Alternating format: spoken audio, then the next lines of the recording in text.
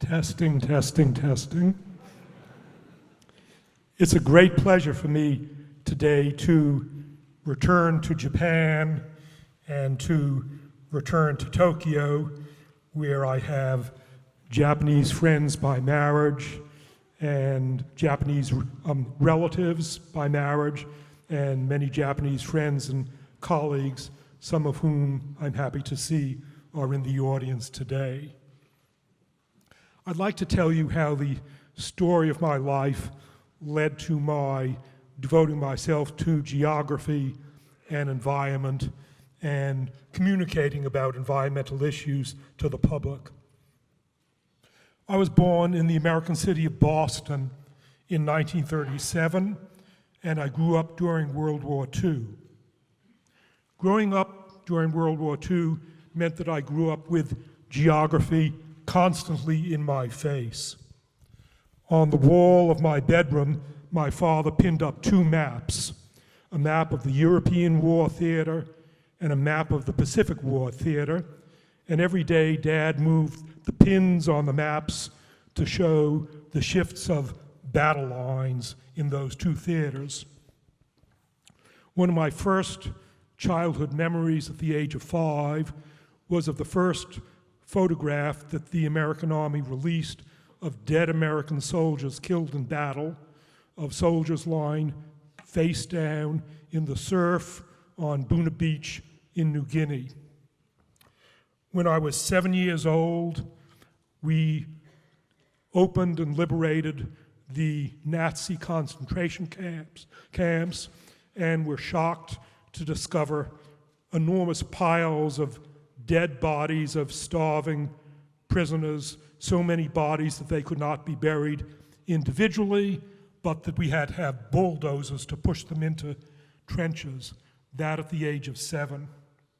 Those memories of my childhood impressed me early with what geography does to the lives of people.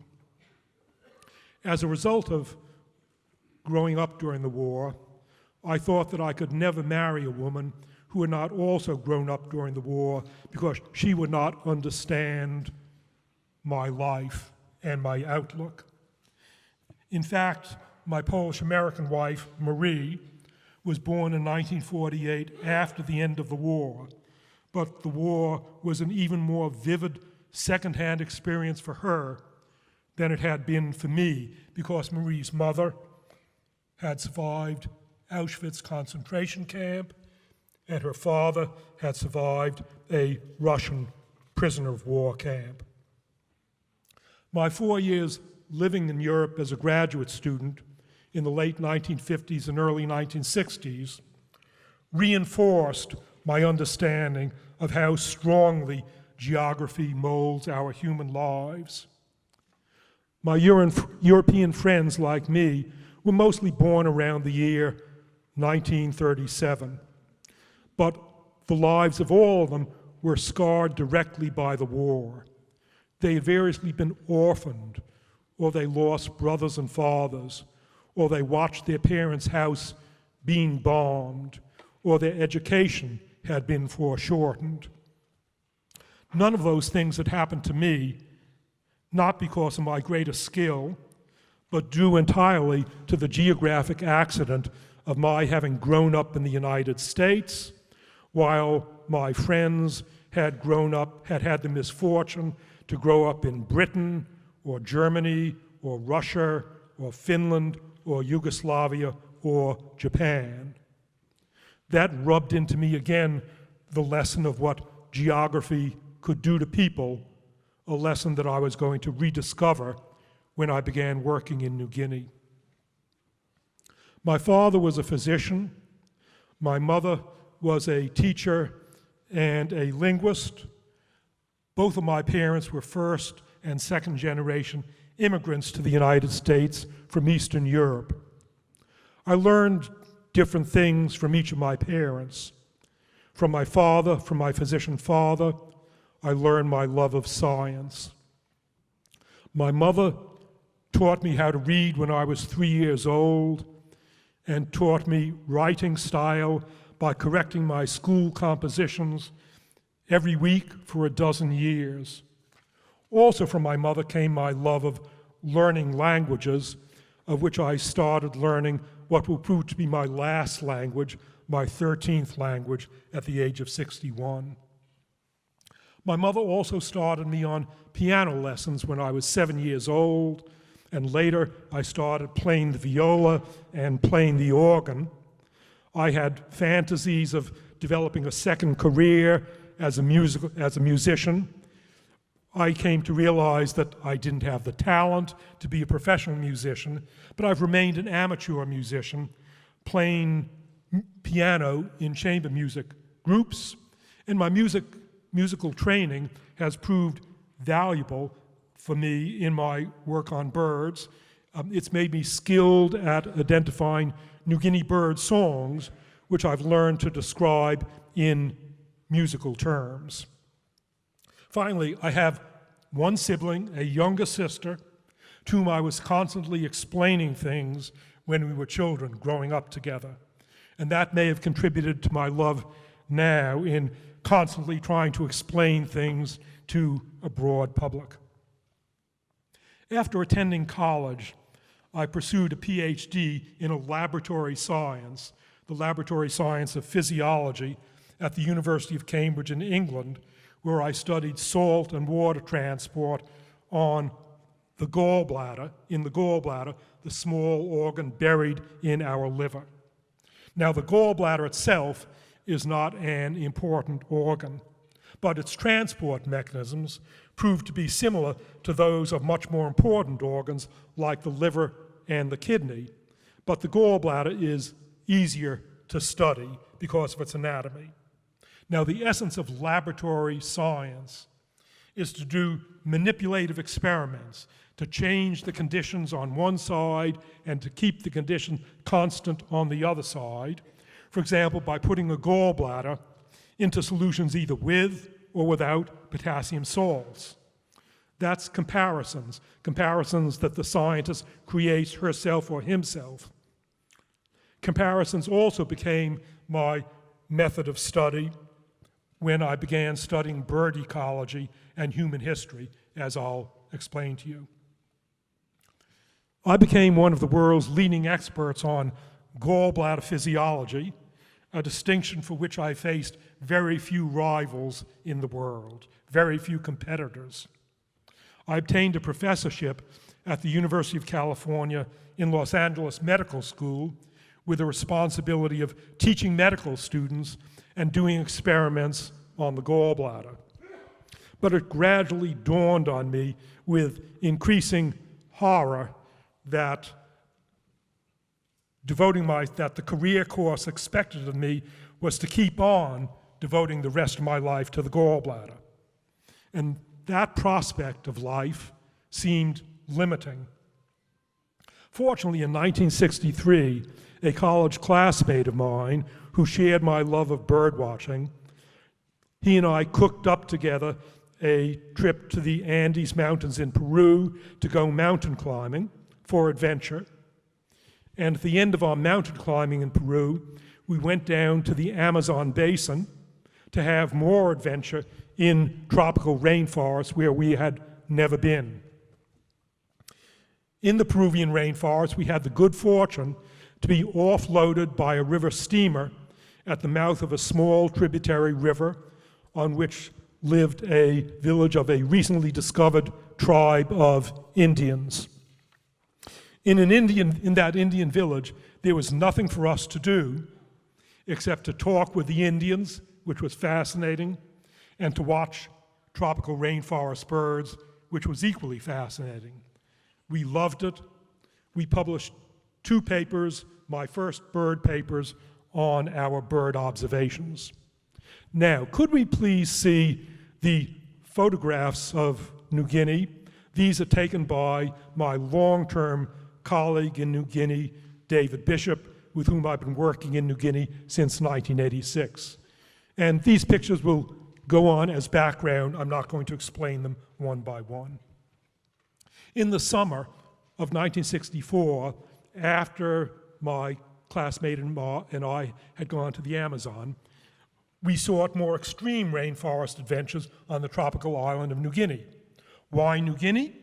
Because New Guinea then ranked as the wildest and least known part of the world, with several million tribespeople who had only recently been discovered by the outside world, still using stone tools and chronically at war with each other. That appealed to our thirst for adventure. New Guinea is an ideal field for a bird watcher and for a geographer for several reasons. New Guinea is home to the world's most remarkable birds, the birds of paradise, of which you're going to see a couple of pictures on these slides. New Guinea has high mountains, 5,000 meters high, but New Guinea is located on the equator. And that means that New Guinea is one of only 3 places in the world where there is snow on the equator, on the tops of high mountains, the other 2 being the Andes of South America and Mount Kilimanjaro in Kenya in East Africa. As you ascend a mountain in New Guinea, starting out at sea level, you climb up in the course of just a few kilometers. You climb from tropical rainforest through oak forest. Higher you come into the beech forest. Higher you come into the coniferous forest. Higher you come into the alpine grassland. And finally, at 4,700 meters, you reach the snow, but you've walked only a few kilometers. To traverse that series of habitats from rainforest to snow at sea level requires going 11,000 kilometers from the equator to the poles. But as a gallbladder physiologist, I now had to devise different methods to study New Guinea birds. It's possible, and it's morally acceptable, to add potassium salts to the solutions bathing a gallbladder. But it's not possible, or it's difficult, and it's not morally acceptable, and it's illegal to manipulate bird populations experimentally. And so instead of carrying out the manipulative experiments of laboratory science to understand New Guinea birds, I came to rely on natural experiments for my bird studies. By natural experiments, I mean that instead of locally exterminating the population of a bird species, mountain mouse babblers, in order to measure the effect of that species on the lowland mouse babbler, instead of that manipulation, I compared mountains where, due to natural conditions, chance, extinctions, and colonizations, the lowland mouse babbler lived either together with or without the mountain mouse babbler. That's a natural experiment, not a manipulative experiment. I was to learn to resort to similar natural experiments when I began to study human history seriously. From 1964 onwards, I've been returning to New Guinea every year and a half to study birds. Initially, my New Guinea studies were pure science, studies of bird evolution, ecology, and behavior, always sprinkled with adventure and undesired danger. The discovery for which I'm best known among ornithologists was my rediscovery of New Guinea's long-lost mystery bird, the golden-fronted bowerbird, previously known only from 4 skins that had turned up in a Paris hat shop, and that I discovered on top of the remote uninhabited Foya Mountains in 1981, where I had been airlifted in by helicopter. Soon, though, I found myself increasingly concerned that the New Guinea birds and forests that I loved were under threat from destructive human activities, as are animals and plants elsewhere in the world. And so I contributed to founding the emerging science of conservation biology by using bird distributions on islands in the ocean as models for creating national parks, by incorporating virtual islands of forest, natural forest, surrounded by an ocean of human-altered habitat. My largest opportunity to apply island biogeography to national park design has been in Indonesia, New Guinea, where I began working in 1979. At that time, the Indonesian government was just about to divide up Indonesia, New Guinea into forests, lands for forestry, lands for mines, and lands for national parks. And so when I arrived in Indonesia in 1979, the Indonesian government gave me $1,000 and 1 month and told me to travel around New Guinea and come up with recommendations for a national park system. Now, $1,000 and 1 month is absurdly little in order to figure out national park design for a big complex island like New Guinea. But I was able to supplement my $1,000 in 1 month with information about New Guinea biogeography to come up with a national park plan. I've spent most of the last 40 years exploring my planned national parks in Indonesia, New Guinea, and I've seen much of my plan adopted as the national park system for Indonesia, New Guinea. At least as important to me as what New Guinea birds have taught me about biogeography is what New Guinea people have taught me about human societies and about how to conduct my own life. New Guinea has 1,000 different tribes and languages, each of them different from each other, but all of them different from the modern industrial societies of Japan and Europe and the United States.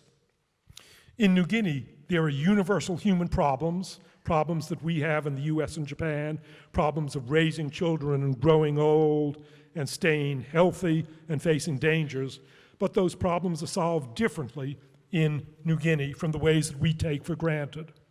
New Guinea solutions for those universal problems have shaped my own attitudes towards danger and towards raising my own children and other features of daily life. But the most fundamental and most puzzling feature of traditional New Guinea life was their less advanced technological development compared to Japan and the United States and modern industrial societies. Traditional New Guinea societies had no metal tools, they had stone tools. They had no writing, they had no kings, they didn't even have chiefs. As a result, New Guineans used to be considered a so-called primitive people. Why did they end up with the stone tools? Was that because New Guineans are less intelligent than Westerners, as racists and colonial administrators often assumed?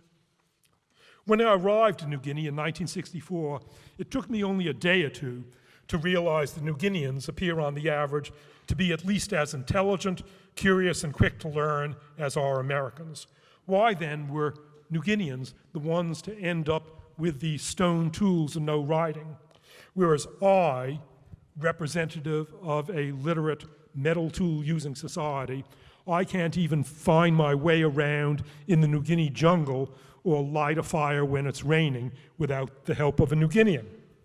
Eventually, in 1972, a New Guinean named Yali, with whom I was chatting, asked me point blank, why is it that you white people came to New Guinea bringing cargo meaning material goods, when we New Guineans didn't have cargo ourselves? Why did advanced technology develop in Europe, the United States, and not in New Guinea? I didn't know the answer then. It took me 25 years to come up with the answer to that big question. Around the year 1980, when I was 43 years old, my scientific interest began to shift. I began publishing articles about questions of history and geography, human history, in popular science magazines, thereby trying to explain those broad questions not just to my little sister and to myself, but to the broad public. There were two events that accelerated that career shift for me. The first of those events was a phone call out of the blue. Out of the blue meaning unexpectedly out of the sky. The phone call to me from the Asahi Glass Foundation announcing that I would receive the Blue Planet Prize was for me a surprise, unexpected, out of the blue. In 1985, I had received another phone call out of the blue.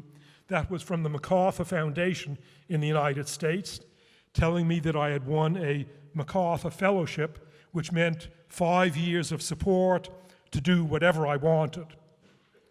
Initially, of course, I was delighted to get piles of money for 5 years, and then quickly I became depressed, deeply depressed for a week, for the only time in my life, because normally I'm optimistic and full of plans to do things. Why did the MacArthur Foundation call telling me that I had 5 years of money send me into a depression? It was because the call seemed to be saying, Jared, you haven't been living up to your potential so far. We, the MacArthur Foundation, expect you to do more important things in life than study gallbladders. You're already 48 years old. When are you going to start doing something important for the world? That was the first of the two events that precipitated my career shift, and the other event was in 1987, the birth of Marie's and my twin sons, Max and Joshua. I had already written articles about world problems. And you know all the accounts of world problems, that by the year 2050, climate change will have raised temperatures so and so much rainforest will be destroyed by the year 2050. But remember, I was born in the year 1937. The year 2050, to me, was an imaginary year. I'm not going to be alive then. But my twin sons, born in 1987, are very likely to be alive in 2050. They'll only be 63 years old then. They'll be approaching the peak of their lives. Their lives in 2050 are not going to depend on my discoveries about gallbladders. Their lives are going to depend upon history and geography. What could I do to help create a better world for my sons? Well, the MacArthur Foundation Award and the birth of my sons made me decide to try to live up to my potential and to influence my son's future world by writing books for a broad international public. I began the first of these books, entitled The Third Chimpanzee, after my son's birth. That book is about apparently uniquely human features that differentiate us from animals. Human features like art and grammatical language and genocide. But it's only 5 million years ago that the human evolutionary line and the chimpanzee evolutionary line separated from each other. So those apparently uniquely human features like art and language must have emerged gradually from animal precursors over the last 5 million years. That was the subject then of my book, The Third Chimpanzee, and I still look back on that, my first book for a broad public, as my most enjoyable and best written book. My next book, published in 1997, Guns, Germs, Steel, has proved to be my most influential book. It finally addressed the question that had been on my mind ever since my first visit to New Guinea and ever since Yali had asked me in 1972, why did you white people, but not us New Guineans, develop so much cargo? Historians haven't addressed this question, although it's the biggest question of history. In the absence of a convincing answer, many or most people fell back on racist explanations. Different people differ physically in their skin color and in their hair form. So maybe they also differ inside their skulls, in their intelligence and IQ, and maybe that's why Europeans developed the cargo. That answer had remained popular despite the failure of generations of racist scholars to document genetically higher IQs of Europeans, and despite what seemed to me like the at least equal intelligence of New Guineans.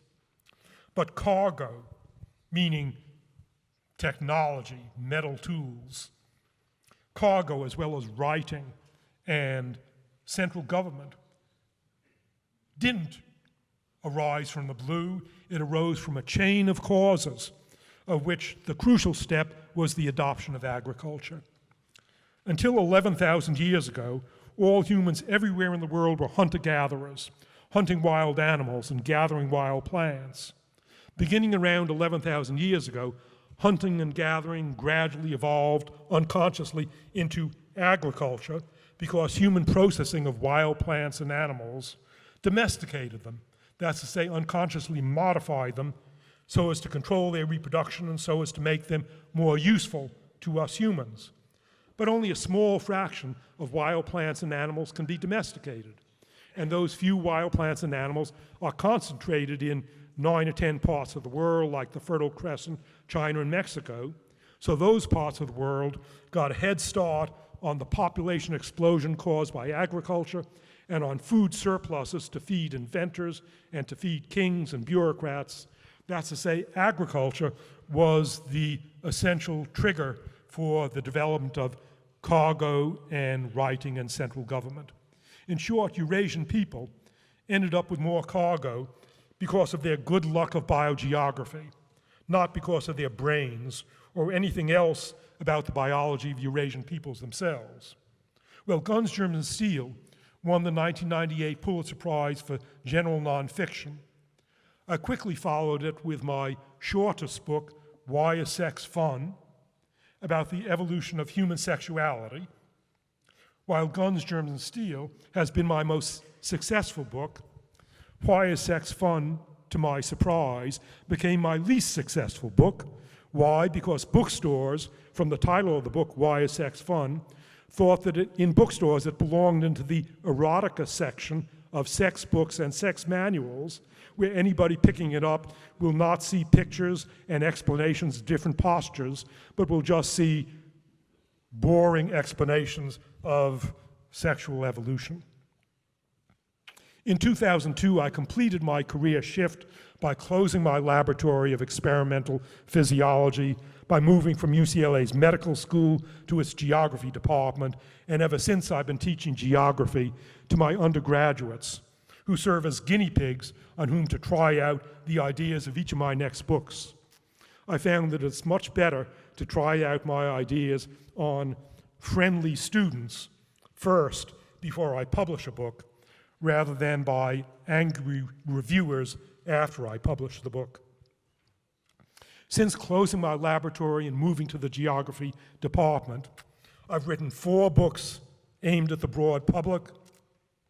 In 2005, my book Collapse, discussing why some past societies have destroyed themselves by destroying their environmental resource base. And that's obviously a book full of lessons for the world today as we destroy our environmental resource base. Then my book in 2012, The World Until Yesterday, comparing traditional societies, like New Guinea societies, with our modern industrial society with respect to universal human problems like raising children, dealing with old age. And my most recent book that just appeared in Japan, October 28th, and in the United States in May, discusses national political crises in 7 modern nations, including Japan and the United States and the whole world, viewed from the perspective of the personal crises that confront all of us as individuals, and that have been a specialty of my clinical psychologist wife, Marie, working with her clients struggling with personal crises. All of these books of mine, written for the public, employ the comparative method based on natural experiments.